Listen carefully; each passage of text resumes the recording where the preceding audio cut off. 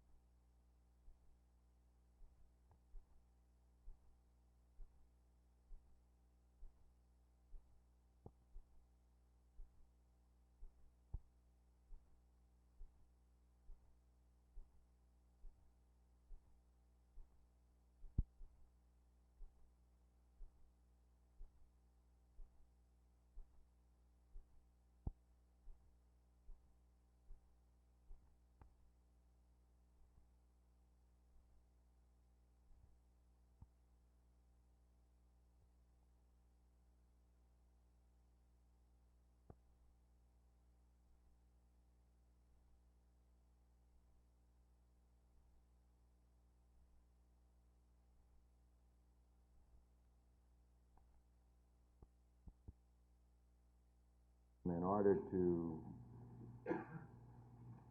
result in approximately 6 equal districts, just coterminous census tracts for approximately equal size of 6 districts. Any further discussion on the motion? All in favor say aye. Aye. All opposed, no. Motion carries unanimously.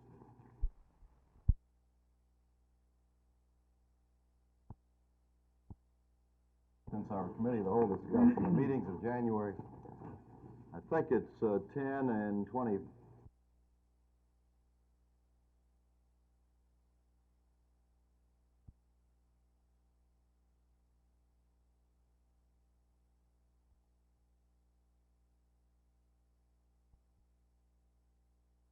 I was at the Democratic meeting in Dallas, in Austin the other night, and Roy Orr, the new state chairman, and I'll try to be big about this and just blame it off to the fact that he is new and brand new on the scene, had placed the only 2 women who are part of the party structure at the very back row, didn't give them a chance to be heard. I think he's going to hear from women about that.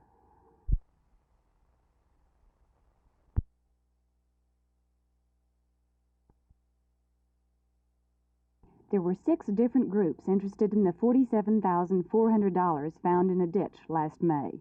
As of this afternoon, there are 5 losers in the lawsuit in Judge Spencer Carver's court. Attorneys for ditch digger R.V. Kirkland maintained throughout the trial that the money that he found in North Dallas while digging a sewer line was lost money. The law says that the finder retains possession of found property against all except the true owner, and the jury decided today that none of the interveners in the suit was that true owner. Mrs. Madeline Williams pleaded her own case before the 6-man, 6-woman jury, saying the ghost of a stingy old man buried the money for her. Nella G. Hammock, also representing herself, was convinced that the money had been stolen from her in 1925. Heirs for W.D. Felder Sr. maintained that it had originally been buried under their old home site on Cedar Springs, and heirs for Oliver Letot made a similar claim.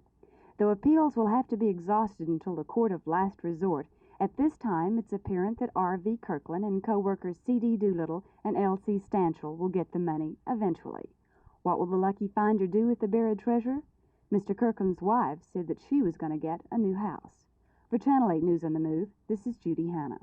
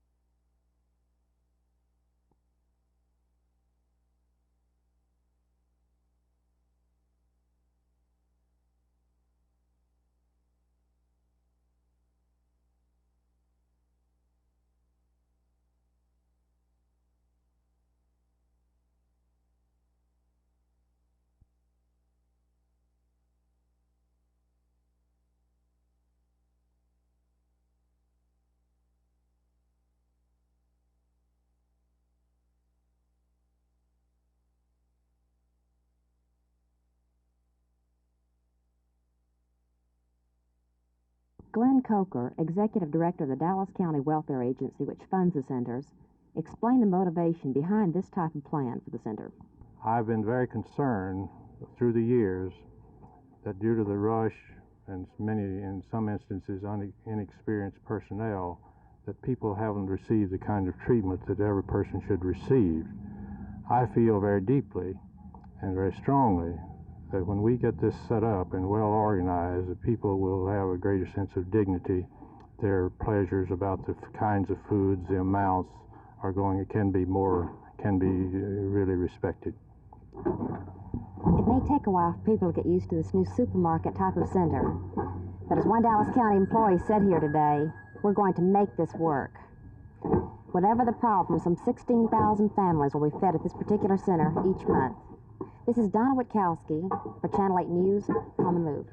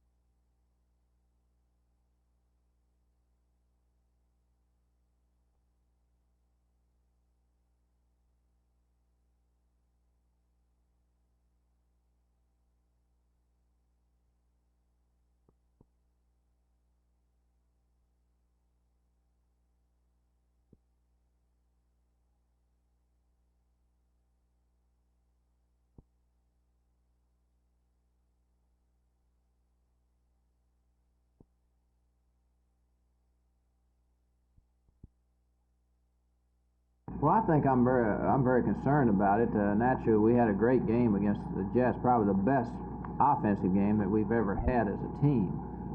And this concerns me a little bit because you look at a team like New York, who is much better than they've been playing, and they've lost 2 games now to St. Louis and Washington in a row. And so you think, well, maybe it's going to be easy this week, but it's going to be very tough. And I'm very concerned about it, mainly, as you say, because of the defeats of Miami and Minnesota and all the big ones here after good victories. Coach, where are you now compared to last year? Do you feel you're a better football team than last year? I feel like we're stronger at this point overall, mainly because our passing game is so much stronger at this point. Craig Martin was hurt last year at this time, and now we have healthy quarterbacks, and we're throwing the ball so very well at this point. And our defense seemed to have picked up against the Jets in pass defense, and I think this will be the real key to our playoff run, is the pass defense that we play. Coach, could you tell us the situation regarding Jethro Pugh? Yes, Jethro, who had the attack of appendicitis before the Thanksgiving Day game, and we moved him off for 2 weeks. He's healthy again, and he's working with us again, and we think he'll be activated this week. Coach, were the players injured in the wreck among your starting 11? Yes, there were. 2 of them are defensive starters, Roy Poindexter and Kenny Knowles. Both of them are, in fact, they're the leading tacklers on the ball club. Both of them are hurt. Kenny has a broken collarbone, and Roy, his arm's cut up pretty bad, and we don't know the final detail. They're still x-raying. Is there the possibility that Poindexter will play? No, there's no possibility. They're both out for the year. What will this do to your game plan then Saturday night? Well, really, I haven't thought about it. Of course, the main thing we were concerned about it was the health of the boys. Of course, there's another boy involved, Larry Barton, and he was still in the x-ray room when I left the hospital, but I think they're all three going to be all right. How did the accident happen? Well, as you know, the roads are real slick, and I understand they hit the brakes and they started sliding and ran into a rail. Facing an 11 like Wichita Falls, on top of this, puts a heavy load on your shoulders. How will the team react to it? Well, I haven't had a chance to talk with our boys, and it's definitely going to hurt us on defense and offense, but I'm sure that the team will be ready to play. How can you compare Wichita Falls with Killeen? They have a real fine defense, but they have a boy, Ronnie Littleton, that he's just outstanding. There's no way to compare him with anybody we've played. He's just unreal. He's probably the finest football player I've seen in 17 years of coaching as far as running the football. How many players do you have on your squad that go both ways? Oh, I'd say maybe 4 or 5. Now, you go both ways, don't you? Yes, sir, I do. Quarterback and safety. Tell us a little bit about the Wichita Falls offense. Well, they have a real fine quarterback, and they usually run out of a wishbone, and then when they run out of an eye, he's usually at tailback, and he usually runs the ball. And their defense, what have they done this year? Oh, their defense is pretty good. They have a real good middle linebacker. Well, he's not really a middle linebacker. He plays a left linebacker, and he looks pretty good. What kind of an offense are you fellas going to have to mount Saturday night? Well, we're going to have to drive the ball on them, and if we're going to need the pass, we're going to have to be effective with that, too.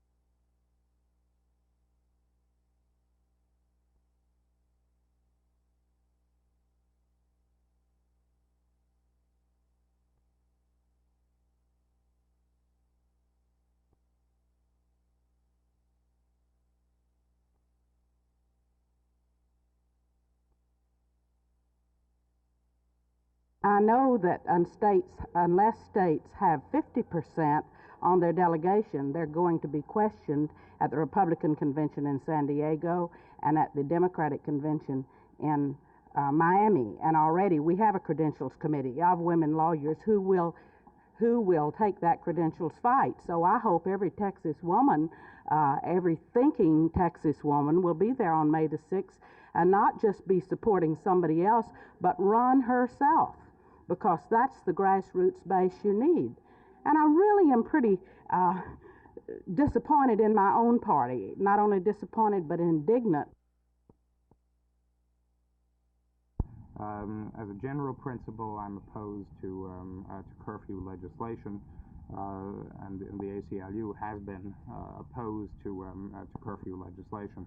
I think a curfew, if it is ever justified, is justified in circumstances of extreme turbulence and violence when life and limb are endangered by some particular momentary turbulence within a community.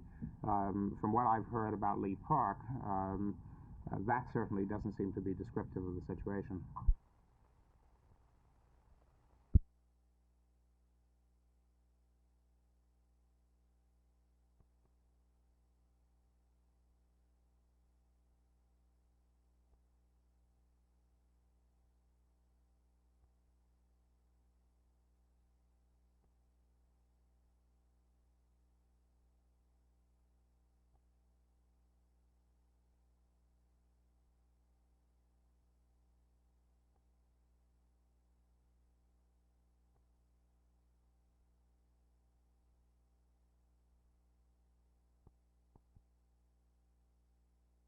On the outside, this Dallas County Welfare Distribution Center at 3300 North Westmoreland looks like any of the other 3 free food centers. Actually, it's what's on the inside of the edifice that makes this operation out of the ordinary. It's a serve-yourself plan, the largest of 2 of its kind in the nation. Mother of 8, Mrs. A.V. Genova, was one of the first welfare recipients to use the new facilities. 1.5 million pounds of food costing $1.5 million goes to stock the centers, including foods from peanut butter to canned turkey. Welfare shopper Mrs. Genova was instructed by Dallas County employees on how to select food according to the size of her family.